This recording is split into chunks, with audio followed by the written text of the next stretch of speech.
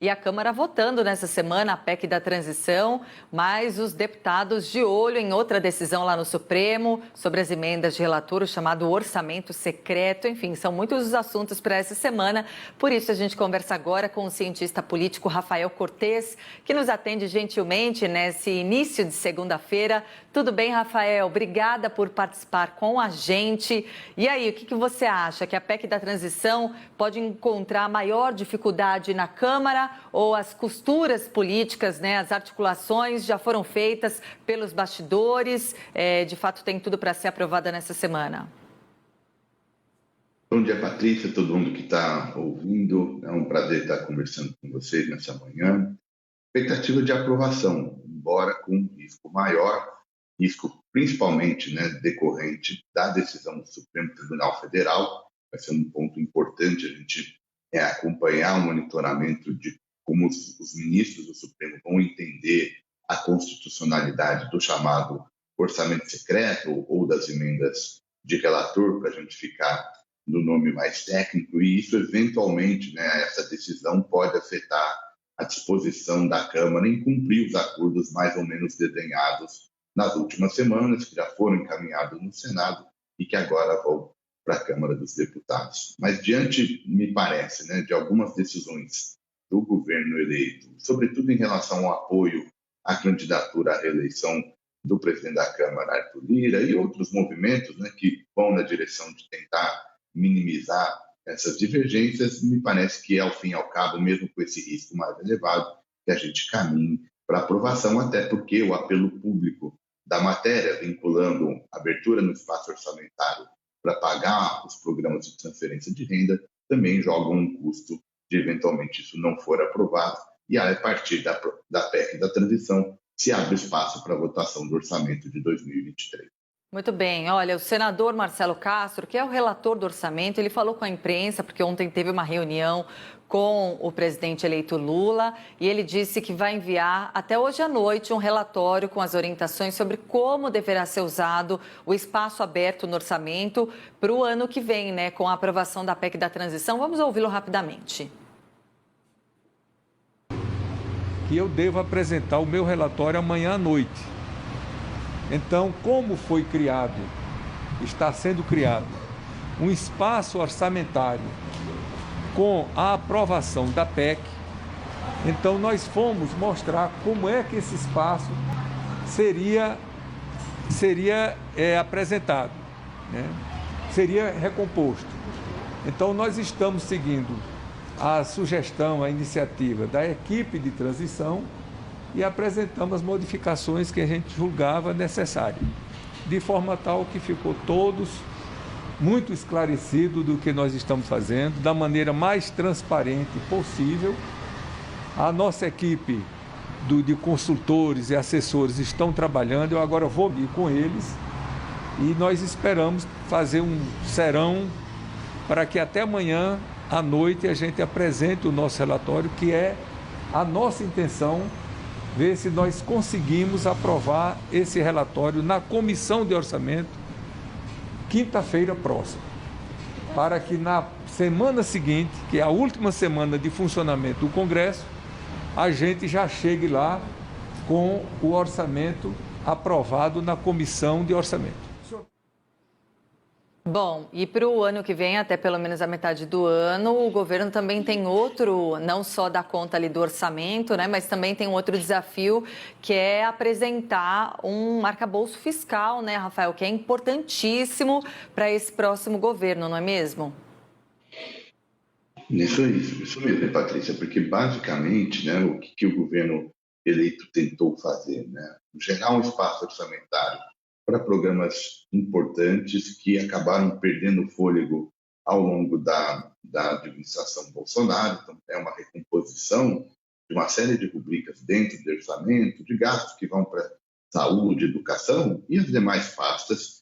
Mas, para isso, né, o governo eleito precisa criar uma âncora fiscal, precisa criar uma ideia de que a gente não vai entrar novamente num mundo em que a gente vai ter constantemente as despesas públicas crescendo acima da economia. Esse talvez é o principal indicador de um orçamento minimamente controlado.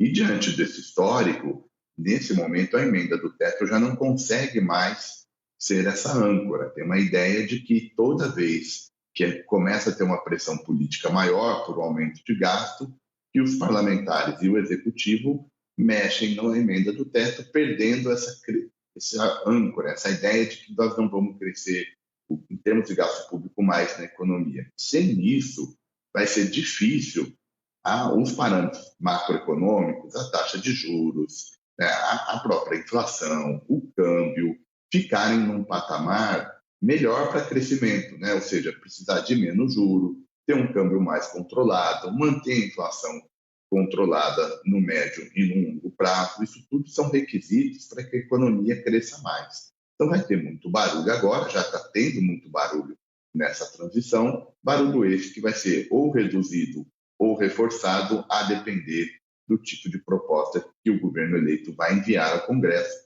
como você bem mencionou na sua pergunta.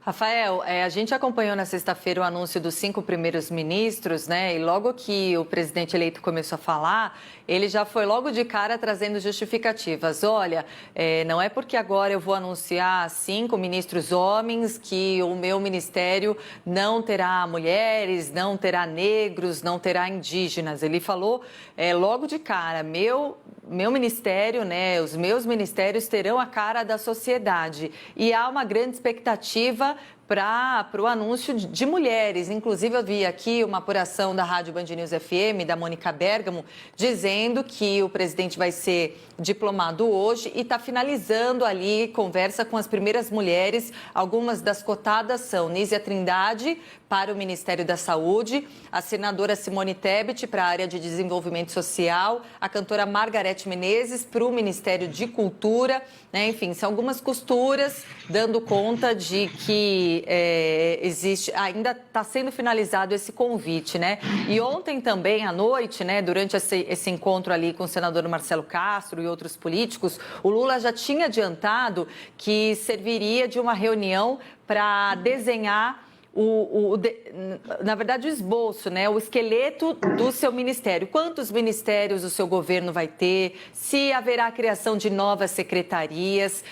Do seu ponto de vista, o quanto isso vai pesar essa questão de ter que acomodar 16 partidos no seu governo, que foram os partidos que apoiaram a sua candidatura, e agora vai ter que ter espaço para todo mundo que está brigando por uma vaga, né, de cada vez um poder maior, ou também de dar mais eficiência ao trabalho desses ministérios? Me parece que é um balanço entre o que foi desenhado, os acordos políticos desenhados ao longo da campanha, sobretudo no segundo turno, quando a campanha recebe apoios adicionais, né, para além daquelas legendas que naturalmente deram suporte à candidatura do agora presidente eleito Lula, mas que, enfim, durante todo esse processo caminharam junto, vêm aqueles novos aliados e vêm também os partidos para compor a coalizão de governo, ou seja, resulta em uma série de interesses. Em paralelo a esses interesses, essa composição partidária, tem, como você bem mencionou, a representação desse ministério, né? A representatividade desse ministério, do ponto de vista de gênero, do ponto de vista de raça e outras questões que eventualmente apareçam. A tarefa do presidente eleito uma vez desenhado essa estrutura, né, ele permitir, né, que os ministros atuem de forma mais eficiente, porque sentado na cadeira eles é que vão ter que lidar com a agenda de política pública. Então, a gente começa, digamos assim, com um olhar político, organizando o passado, construindo a base aliada, para chegar, então, na fase de organização dentro do Ministério. Além da importância do presidente, Patrícia, tem um ministério em particular que vai ajudar bastante nesse processo de organização, que é o Ministério da Casa Civil. A Casa Civil digamos assim, a pasta que organiza as decisões que o governo vai tomar ao longo do tempo, decisões essas que são descentralizadas. Vem do Ministério da Agricultura, vem do Desenvolvimento, a Casa Civil ajuda a organizar e pôr de pé um governo que se espera que seja minimamente coerente e eficiente para lidar com uma série de problemas que já estão batendo na porta da sociedade brasileira. Muito bem. Rafael, nessa semana também, expectativa para o julgamento do orçamento secreto lá no Supremo Tribunal Federal, o orçamento secreto que estava na pauta da semana passada. O julgamento foi jogado para essa semana. E o que você espera, né, desse julgamento? A gente pode esperar, de repente, uma derrubada desse orçamento ou uma maior exigência, né, na execução desse orçamento? O quanto isso compromete essa questão de interferência entre poderes, né? Quer dizer, o Supremo interferindo em questões do Congresso? Olha, Patrícia, isso é muito importante. A gente comentou há pouco o efeito que eventualmente essa decisão tem em relação à PEC da transição, mas deixando de lado, né, assumindo que a PEC passe, essas decisões, né, esse posicionamento do Supremo é super importante, porque nos últimos anos a governabilidade que foi desenhada foi uma governabilidade de maneira muito descentralizada e encontrou no orçamento secreto um componente importante para a formação de base aliada e que ajudou, né, a formar aí pelo menos um restante final do governo Bolsonaro com alguma estabilidade. Mas um custo muito grande, custo do ponto de vista da transparência, da eficiência desse gasto, né? E não é por acaso que foi questionada a sua constitucionalidade. A minha interpretação é que é muito difícil, porque são 11 ministros, a gente ainda não tem o voto inicial, é por uma interpretação mais conservadora que o Supremo vai fazer, né? Tirar um pouco o peso da sua intervenção em como os ministérios e os poderes se organizam, caminhando talvez para uma decisão que, olha, dessa maneira encontramos problemas de constitucionalidade, mas que se eventualmente forem corrigidos, que aí dá um caráter mais de normalidade à execução das emendas do relator. Mas, enfim, ainda são especulação, a gente não tem o voto inicial, seja como for, aceitando a constitucionalidade ou, sobretudo, questionando, vai afetar bastante a maneira como a governabilidade vai ser construída nos anos do próximo governo Lula. De certa forma, pode impactar no poder de Arthur Lira dentro da Câmara dos Deputados? Também, certamente. Não é só isso afeta também a maneira como os presidentes das casas legislativas constroem os seus poderes. Não é por acaso que a PEC da transição tem chance de ser votada a despeito de todo esse barulho político. O desenho da PEC já autoriza a execução de alguns gastos justamente para fazer jus aos acordos que foram desenhados nos últimos anos, né, e que se materializaram na eleição, num primeiro momento, do Arthur Lira, que agora busca a reeleição. Então, não há dúvida de que espaço orçamentário, poder de decisão para onde vai uma emenda parlamentar ou não, é um recurso de poder importante e que não é desprezado pelos atores relevantes. Inclusive, durante campanha, o presidente eleito Lula falou bastante sobre acabar com o orçamento secreto, né? Acabar com o orçamento secreto, que ele era totalmente contra. Inclusive, ele ainda se posiciona do tipo, olha, vocês sabem muito bem a minha posição em relação ao orçamento secreto, sou completamente contra, mas não é uma atribuição dele acabar ou não com o orçamento secreto, né?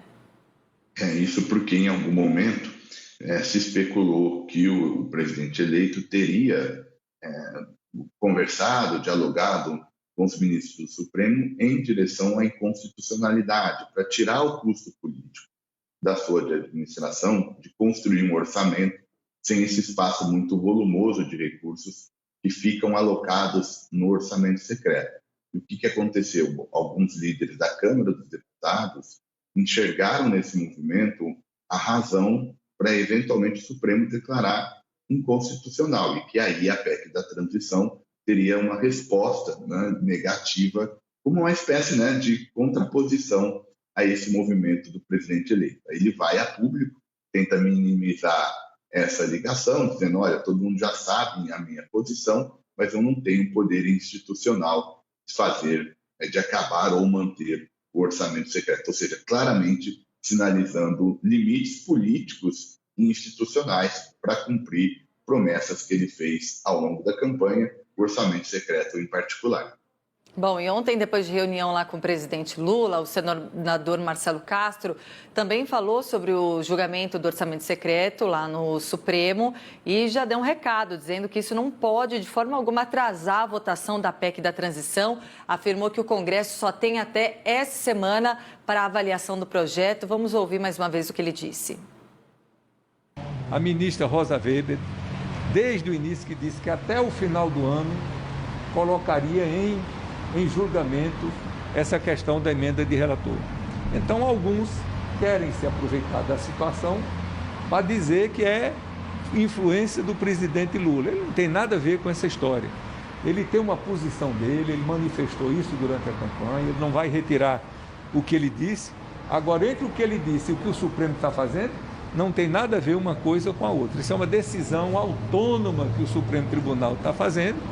E acredito que as pessoas de boa fé e racionais vão entender que ninguém do governo, futuro governo, tem nada a ver com essa decisão que o Supremo Tribunal Federal vai tomar, que nós não sabemos nem qual é. Eu espero, aqui é uma posição minha, que o Supremo Tribunal Federal, mas eles é quem tem capacidade de julgar, não julgue essa emenda inconstitucional, porque na verdade é uma prerrogativa do Legislativo. Nós temos emendas individuais, nós temos emenda de bancada, nós temos emenda de comissão e temos emenda de relator. Não pode, nós só temos essa semana, nós temos que aprovar essa PEC. Tá vendo aí, prazo justíssimo, apertado. O governo não tem um dia a desperdiçar para aprovar de fato essa PEC e viabilizar o pagamento do Auxílio Brasil. Rafael, obrigada pela sua participação. Marcelo é o senador Marcelo Castro que acabou de falar com a gente. Rafael, aqui com a gente, trazendo análise. Muito obrigada pelas suas informações. Um bom dia e uma ótima semana. Eu que agradeço, Patrícia. Um bom dia para você, todo mundo que está ouvindo a Band News TV, e eu fico à disposição. Obrigada, Rafael.